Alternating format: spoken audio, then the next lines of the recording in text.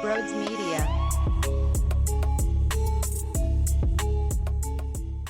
I'm not happy. You don't have to tell me how the National League East standings work. You don't have to explain to me that the Phillies are ahead of the Braves in the standings. There are a few teams that it doesn't matter what the circumstances are. I never handle a series loss well when it happens to Atlanta and when it happens to the Mets. It's unacceptable, especially when you win game one and you're set up rather nicely. Don't convince yourself that, whatever. Don't do that. If I told you when they were up one game with Ranger going for game two, if I asked you if they were going to win the series, I think I'd get 1,000% yes in a poll. So if it goes the other way, don't just, whatever it. No. The sky is not falling. I like this team healthy. They were not healthy. Hell, I don't even know if Ranger is healthy. 2 straight outings that are gross. Now, Rob Thompson claims that there are some numbers that they look at when things start to get rough, and none of those numbers are saying anything urgent. So whatever it is internally as a Phillies organization, they aren't hitting any sort of red alert button, which is better than the alternative because, let's be honest, they will definitely be cautious with any player.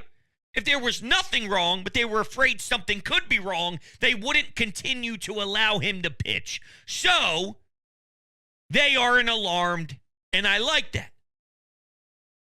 But, dude, it got beat up good.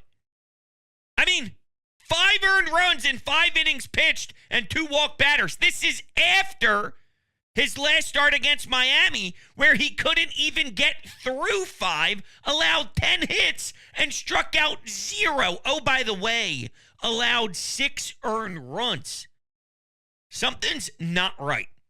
Ranger is too good for it to look this off, especially multiple starts in a row. Could it be fatigue? Maybe.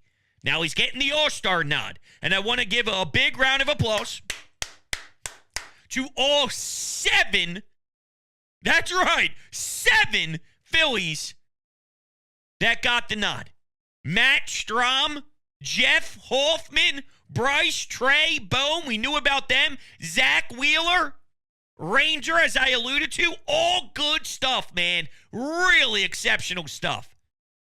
I think I saw Jason Stark throw out a stat that they were 1 shy of tying the record for the most, which is 8. There were maybe 4 teams, the 0-1 Mariners being one. The Yankees were thrown in there. The 2023 Braves were also one of those teams that had 8. So they were just shy. That's fantastic. So just because I'm angry in the right now for dropping the series, I'm aware that the vision with this team is they got some ridiculous talent and they are going to be fine. I get that. But they got abused by the Braves today. And it wasn't even competitive. Now, maybe Mercado isn't ready for the moment. And yeah, that probably could have been seen in advance. Does it make it any easier, though? No. They're 2-4 against the Braves this season so far. And that doesn't piss you off? You could just move on? I can't. Once I get my sleep, dude, I'll fall asleep. We have the off day Monday, and then absolutely I will be wired to focus on the Dodgers that is sniffing right around the corner here, all right? Before you know it, we'll be back at Citizens Bank Park, and I'll be locked fucking in on the Dodgers. Like this Braves series never happened.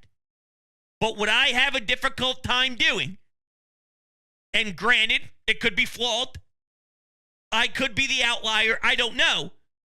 But when it comes to specific teams, and the Braves being one of them, I don't ever handle a series loss well.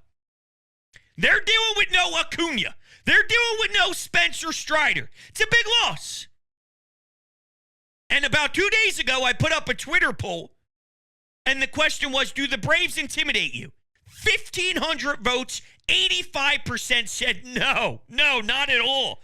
Okay, well then the team that doesn't intimidate you just bent you over, spanked you around, shut you out 6-0, and took the series from you. By the way, you saw them twice this year. They beat you both times in those series.